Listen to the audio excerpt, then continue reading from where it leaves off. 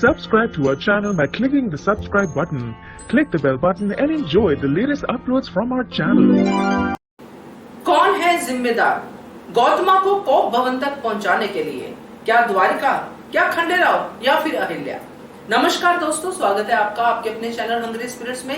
Hungry spirits देख रहे सारे दर्शकों का मैं अंजू शर्मा दिल से स्वागत करती हूँ। तो कौन है जिम्मेदार, ये सवाल मेरे दिमाग में आया और मैंने सोचा आपसे चर्चा करना बनता है, क्योंकि बहुत खुश थी गौतमा। द्वारिका उसको पूरी रिपोर्टिंग कर रही थी कि ऐसा हो गया, खंडेराव ने ऐसा, उसकी बड़ी बड़ी बातें हो रही हैं, बाहर लोग उसको पूछ रहे हैं, ऐसा ऐसा बोल रही थी, जो कि नहीं था। मगर गौतमा अपने सोर्सेज को इग्नोर करके या फिर बिना किसी सोर्स के होगी गौतमा, इसलिए उसको सारे सोर्स जो हैं द्वारिका के थ्रू ही मिल रहे हैं, सारी न्यूज द्वारिका के थ्रू मिल रही है और उस पर वो पूरा विश्वास कर रही है। ये सब हमने देखा और उसके बाद हमने अगले सीन में देखा कि वो कोप भवन में बैठी है और सारी बात उसको पता चल गई है।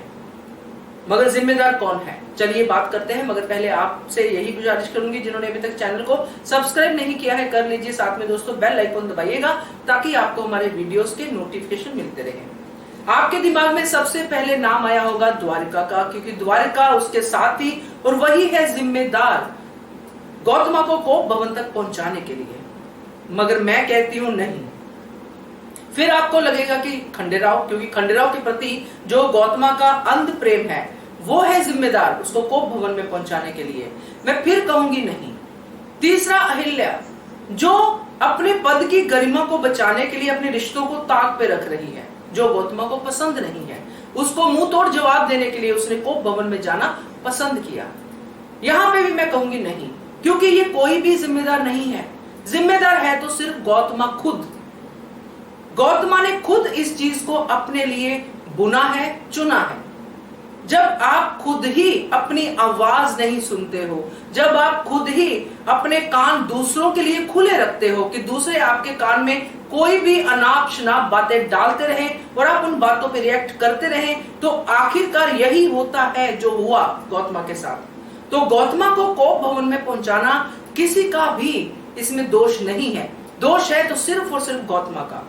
अगर ऐसा होता, जिस तरह अहिल्या के साथ इतना सब कुछ बचपन से लेके अभी तक होता आया है, इतना सब कुछ हुआ है, इतना उसको अनादर किया गया है, अपमान किया गया है अहिल्या का, फिर भी उसने अपनी गरिमा का, अपने जो भी उसको जिम्मेदारियां दी गई उसको निभाया। उसने कभी इस तरह का रूप, इस तरह का कोप भवन में जाना कभी भी नहीं किया।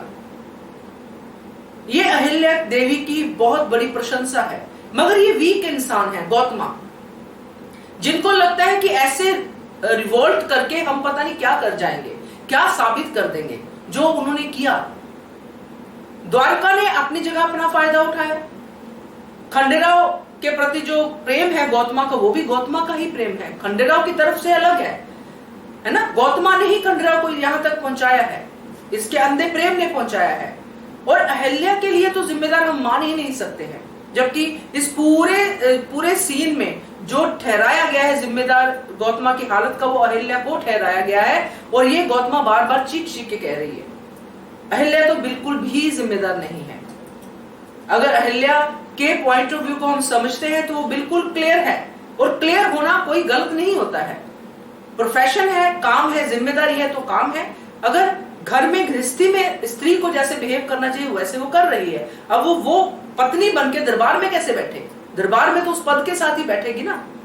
तो ये सारी चीजें हैं दोस्तों। तो मैं ये कहती हूँ कि खुद गौतमा जिम्मेदार है अपने इस रूप के लिए, इस कोप भवन में जाने के लिए, और कोई जिम्मेदार नहीं है।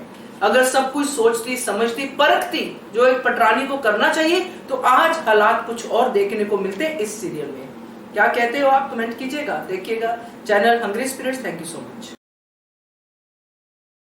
Subscribe to our channel by clicking the subscribe button. Click the bell button and enjoy the latest uploads from our channel.